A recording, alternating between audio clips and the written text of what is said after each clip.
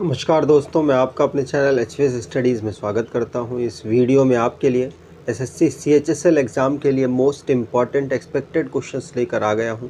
अगर आप इस चैनल पर पहली बार आए हो तो आपसे अनुरोध है, चैनल को सब्सक्राइब कर लीजिएगा। वीडियो अच्छी लगे तो वीडियो लाइक करके ज़रूर जाइएगा।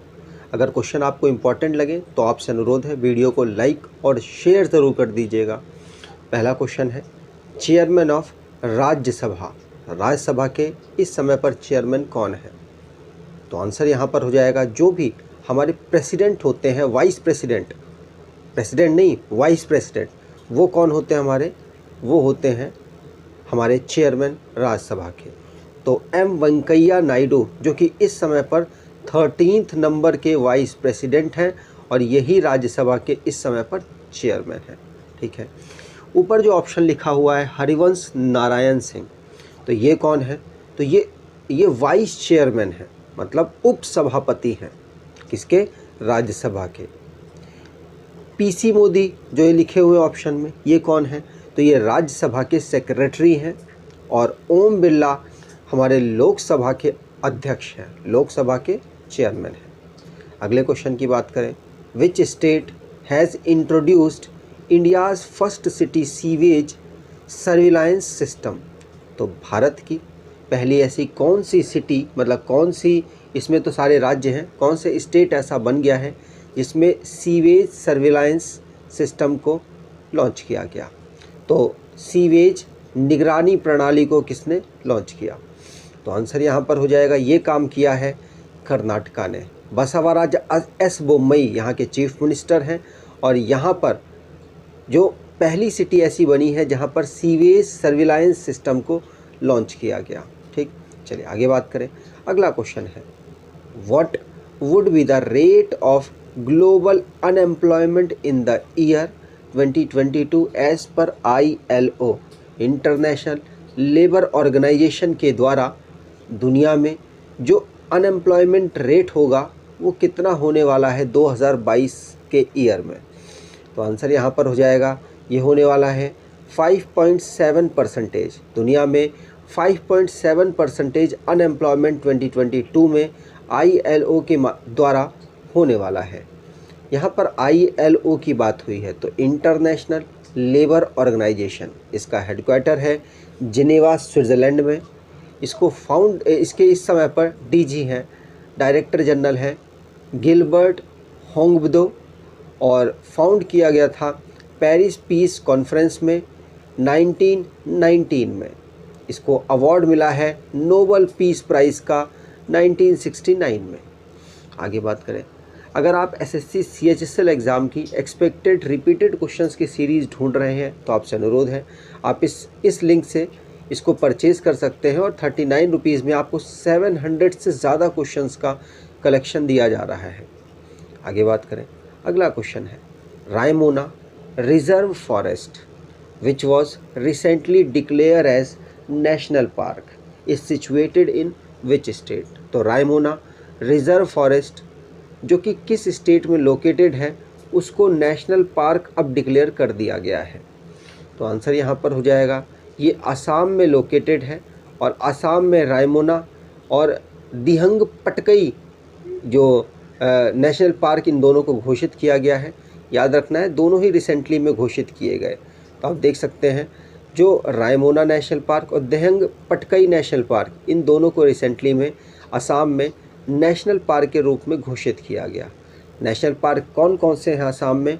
तो Dibru Saikhowa national park, Kaziranga national park, Manas national park, Nameri national park, Rajiv Gandhi Orang national park, जिसका नाम राजीव गांधी हट चुका है और सिर्फ उरंग नेशनल पार्क रह गया है, Raimona national park, Dihing Patkai national park. तो इस समय पर जो हमारा असम है उसके पास कितने नेशनल पार्क हैं? तो आंसर यहाँ पर हो जाएगा, उसके पास 7 नेशनल पार्क है। कितने? 7 नेशनल पार्क। आगे बात करें, अगला क्वेश्चन है, where is the headquarters of BIMSTEC? BIMSTEC का हेडक्वार्टर कहाँ पर है? तो B से B और B से बांग्लादेश। तो बांग्लादेश ऐसे याद कर सकते हैं, बांग्लादेश की जो कैपिटल है ढाका, वहाँ पे इसका हेडक्वार्टर है। बिम्स्टेक की बात करें तो इसके इस समय पर 7 कंट्री मेंबर हैं और इसको फाउंड किया गया था 1997 में जून के मंथ में। इस तरीके से भी आपसे क्वेश्चन बन सकता है। इसका हेडक्वार्टर ढाका में है। आगे बात करें, अगला क्वेश्चन है, Indian navy has undertaken 31st edition of coordinated patrol of CORPAT with which country. तो एक कोऑर्डिनेटेड पेट्रोलिंग की गई है, 31 नंबर का ये किया गया है इंडियन नेवी के द्वारा, किस कंट्री के साथ? तो आंसर यहाँ पर हो जाएगा, ये किया गया है थाईलैंड के साथ। याद रखिएगा, थाईलैंड के साथ भारत की जो नेवी है उसने 31st एडिशन किया है कॉर्पेट का, मतलब कोऑर्डिनेटेड पेट्रोलिंग का, ठीक है। और वो 31st संस्करण था, तो ये भी पूछा जा सकता है। थाईलैंड की यहाँ पर बात हुई है, तो एक एशिया का ये देश है। इसकी कैपिटल बैंकॉक है। इसके करेंसी थाई बहत है। Prime minister Prayut Chan o cha है। आगे बात करें, अगला क्वेश्चन है, which Indian state is constructing a smoke tower to curb pollution. तो भारत देश में सबसे ज़्यादा जो पॉल्यूशन की दिक्कत है वो दिल्ली में है। दिल्ली में होने की वजह से यहाँ पर ही स्मोक टावर लगाया गया दिल्ली सरकार के द्वारा। और आपको बता दूँ, कनॉट प्लेस में इसको सेटअप किया गया। दिल्ली की एक जगह है कनॉट प्लेस, वहाँ पर। और नई दिल्ली, इसका आंसर बिल्कुल सही हो जाएगा। भारत का पहला जो स्मोक टावर है वो यहीं पर लगा था। आगे बात करें, अगला क्वेश्चन है, Rebeca Grynspan is the first women official to head which international body. तो रेबेका ग्राइंसपैन जो कि पहली वुमेन ऑफिशियल बनी है जो कि इंटरनेशनल बॉडी से जुड़ी है, तो कौन सी इंटरनेशनल बॉडी है? तो आंसर यहाँ पर हो जाएगा, ये है अंकटाड। अंकटाड में रेबेका ग्राइंसपैन पहली वुमेन है जो कि यहाँ पर हेड बनी है। तो अंकटाड यहाँ पर बिल्कुल सही हो जाएगा। अंकटाड की फुल फॉर्म है United nation conference on trade and development. UNCTAD इसका हेडक्वार्टर है जिनेवा, स्विट्ज़रलैंड में। फाउंड किया गया था इसको 30 दिसंबर 1964 को। और रेबेका ग्राइंसपैन इस समय पर इसके सेक्रेटरी जनरल है। अगले क्वेश्चन की बात करें, what % of GST is levied for Covid vaccine in India. तो कोविड वैक्सीन में भारत सरकार ने कितनी GST पर इसको रखा है? तो आंसर यहाँ पर हो जाएगा, भारत के GST की जो स्लैब है वो है कितनी? तो आंसर यहाँ पर हो जाएगा, वो 5 स्लैब है। 0 को भी आपको काउंट करना पड़ेगा। 0 स्लैब, 5 स्लैब, 12 वाली 18 और साथ साथ 28 स्लैब, ठीक है। तो ये वाली स्लैब्स हैं। आपको बता दूं, भारत में जो कोविड-19 की टीका है उनको 5% स्लैब पर रखा गया था। याद रखिएगा, यही आंसर ए ऑप्शन बिल्कुल सही हो जाएगा। अगले क्वेश्चन की बात करें, which Indian state is set to launch Yuva Shakti corona मुक्ति अभियान। तो युवा शक्ति कोरोना मुक्ति अभियान को किस इंडियन स्टेट ने लॉन्च किया? तो कोरोना वायरस से भी क्वेश्चंस बन सकते हैं। उसमें युवा शक्ति कोरोना मुख्यमंत्री अभियान को मध्य प्रदेश के द्वारा लॉन्च किया गया था। शिवराज सिंह चौहान यहाँ के चीफ मिनिस्टर हैं, ठीक है। चलिए आगे बात करें, तो बी ऑप्शन यहाँ पर बिल्कुल सही हो जाएगा। Which among the following is not among micronutrient require for plant.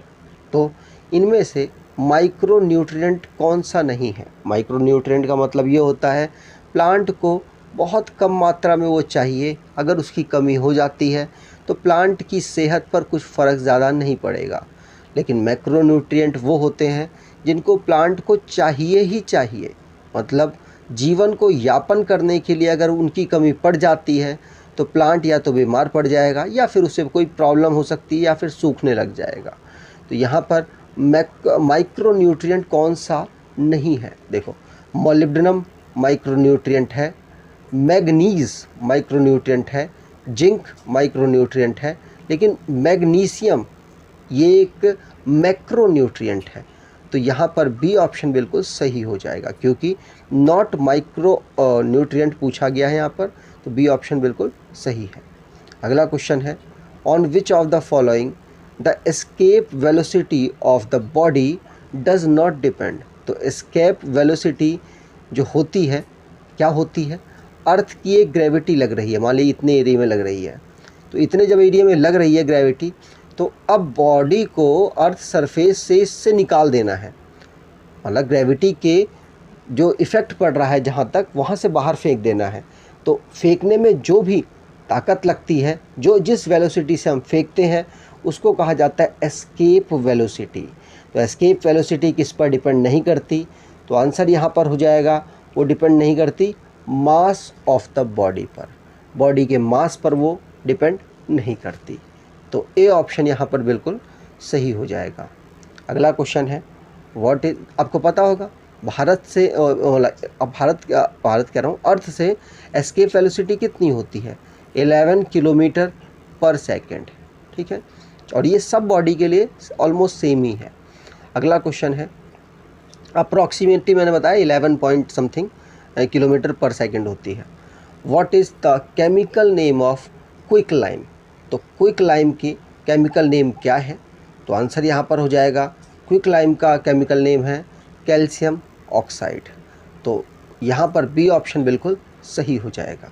अगर आपसे पूछा जाए कि सिलेक्ट लाइम क्या है इनमें से, तो कैल्शियम हाइड्रोक्साइड होगा, ठीक है। चलिए आगे बात करें, तो बी ऑप्शन यहाँ पर बिल्कुल सही है। Which of these gases is produced on addition of baking soda to food item. तो बेकिंग सोडा का अगर आप यूज़ करते हैं फूड आइटम के रूप में, तो आंसर यहाँ पर ये बताना है कि उससे कौन सी गैस निकलती है। तो आंसर होगा यहाँ पर, उससे निकलती है कार्बन डाइऑक्साइड। कौन सी, कार्बन डाइऑक्साइड उससे रिलीज़ होती है। तो सी ऑप्शन यहाँ पर बिल्कुल सही हो जाएगा, ठीक है। जो स्पंजेस होते हैं वो अगर आप सोडा डालते हैं स्पंज बन जाता है, तो वो उसमें कार्बन डाइऑक्साइड ही भर जाती है, ठीक है। तो सी ऑप्शन यहाँ पर बिल्कुल सही है।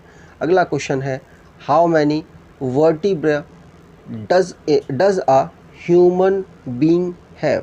तो ह्यूमन बीइंग में कितने वर्टिब्रा होते हैं, मतलब वर्टिब्रल को मतलब पीछे जो रीढ़ की हड्डी में कॉलम टाइप के है ना, उनकी बात हो रही है। तो आंसर यहाँ पर हो जाएगा, ये कितने होते हैं, 33। वैसे जो एडल्ट हैं इस समय पर, उनके में फ्यूज़ हो जाते हैं, ये फ्यूज़ होते होते ये सिर्फ 26 बचते हैं। अगर आपसे टोटल पूछे जाए तो आपको 33 बताने हैं, लेकिन अगर आपको पूछे जाए फ्यूज्ड वर्टिबल कॉलम या एडल्ट ह्यूमन में वर्टिबल कॉलम कितने होते हैं, तो ऑप्शन अगर आपके पास 26 होगा तो आपको उसे लगाना पड़ेगा। अगर आपको एक क्वेश्चंस की कलेक्शन अच्छा लगा है तो आपसे अनुरोध है, वीडियो को लाइक कर दीजिएगा, चैनल को सब्सक्राइब कर लीजिएगा और एटलीस्ट अपने कुछ दोस्तों तक वीडियो को शेयर ज़रूर कीजिएगा। धन्यवाद।